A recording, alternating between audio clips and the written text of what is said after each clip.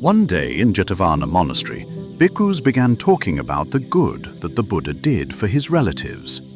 When the Buddha asked them about their subject, and they told him, he said, "Bhikkhus, this is not the first time the Tathagata has done good works to benefit his relatives."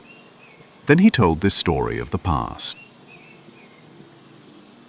Long, long ago, when Brahmadatta was reigning in Varanasi, the Bodhisattva was born as a monkey in the Himalayas. When he was fully grown, he was extremely strong and vigorous and became the leader of a troop of 80,000 monkeys. On the bank of the Ganges, there was an enormous mango tree with two massive branches so thick with leaves it looked like a mountain. Its sweet fruit was of exquisite fragrance and flavor. One branch spread over the bank of the river, but the other extended over the water. One day, while the Monkey King was eating the succulent fruit, he thought, if any of this fruit ever fell into the river, great danger could come to us. To prevent this, he ordered the monkeys to pick all the mango flowers or tiny fruit from that branch. One fruit, however, was hidden by an ant's nest and escaped the monkeys' attention. When it ripened, it fell into the river. At that time, the king of Varanasi was bathing and amusing himself in the river. Whenever the king bathed in the river, he had nets stretched both upstream and downstream from where he was. The mango floated down the river and stuck in the net upstream from the king. That evening, as the king was leaving, the fishermen pulled in the net and found the fruit. As they had never seen a fruit like this before, they showed it to the king. "What is this fruit?" the king asked. "We do not know, sire," they answered. "Who will know?" "The foresters, sire." The king summoned the foresters, who told him that the fruit was a mango. The king cut it with a knife and, after having the foresters eat some, tasted it himself. He also gave some of the fruit to the ministers and to his wives. The king could not forget the magnificent flavor of the ripe mango. Obsessed with desire for the new fruit, he called the foresters again and asked where the tree stood. When he learned that it was on the bank of the river, he had many rafts joined together and sailed upstream to find it. In due course, the king and his retinue arrived at the site of the huge tree. The king went ashore and set up a camp. After having eaten some of the delectable mangoes, he retired for the night on a bed prepared at the foot of the tree. Fires were lit and guards set on each side. At midnight, after the men had fallen asleep and all was quiet, the Monkey King came with his troop. The 80,000 monkeys moved from branch to branch, eating mangoes. The noise woke the king, who roused his archers. "Surround those monkeys eating mangoes and shoot them," he ordered. The archers readied their bows to obey the king. The monkeys saw the archers and realized that all means of escape had been cut off. Shivering in fear of death, they ran to their leader and cried, "Sire, there are men with bows all around the tree, preparing to shoot us. What can we do?" "Do not fear," he comforted them. "I will save your lives." Then he climbed onto the branch stretching over the river. Springing from the end of it, he jumped 100 bow lengths and landed on the opposite bank of the Ganges. Judging the distance he had jumped, he thought, "That is how far I came." Then he found a long vine and cut it, thinking, "This much will be fastened to a tree, and this much will go across the river." He secured one end of the vine to a sturdy tree, and the other around his own waist.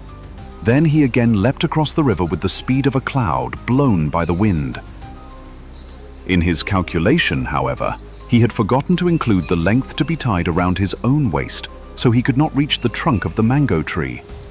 He reached out and grabbed the end of a branch firmly with both hands. He signaled to the troop of monkeys and cried, "Quick! Step on my back and run along this vine to safety.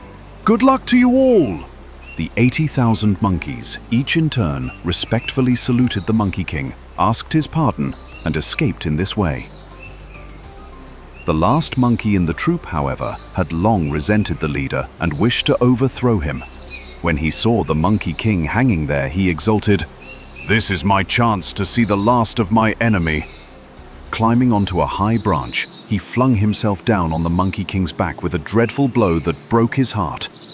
Having caused his rival excruciating pain, the wicked monkey triumphantly escaped and left the Monkey King to suffer alone. Having seen all that had happened as he lay on his bed, the king thought, "This noble Monkey King, not caring for his own life, has ensured the safety of his troop. It would be wrong to destroy such an animal. I will have him brought down and taken care of." He ordered his men to lower the monkey gently down to a raft on the Ganges. After the monkey had been brought ashore and washed, the king anointed him with the purest oil. Spreading an oiled skin on his own bed and laying the Monkey King on it, the king covered him with a yellow robe. After the noble animal had been given sugared water to drink, the king himself took a low seat and addressed him. "Noble monkey, you made yourself a bridge for all the other monkeys to pass over to safety. What are you to them, and what are they to you?" he asked. "Great king, I guard the herd. I am their lord and chief. When they were filled with fear of your archers, I leapt a great distance to save them. After I had tied a vine around my waist, I returned to this mango tree.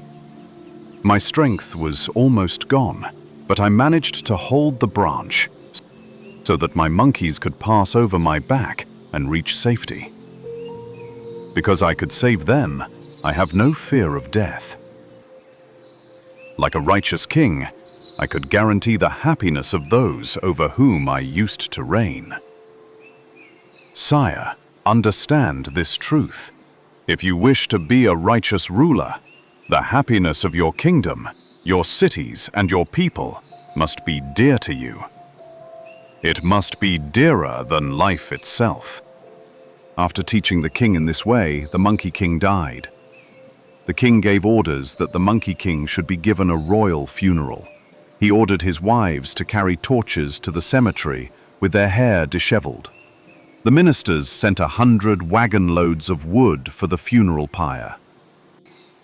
The king built a shrine at the monkey's burial place and made offerings of incense and flowers. Established in the wonderful teaching of the Monkey King, he gave alms and performed other good deeds. He ruled his kingdom righteously and became destined for heaven. After the lesson, the Buddha declared the truths and identified the birth. At that time, the king was Ananda. The monkey retinue was this assembly. The wicked monkey was Devadatta, and I myself was the Monkey King.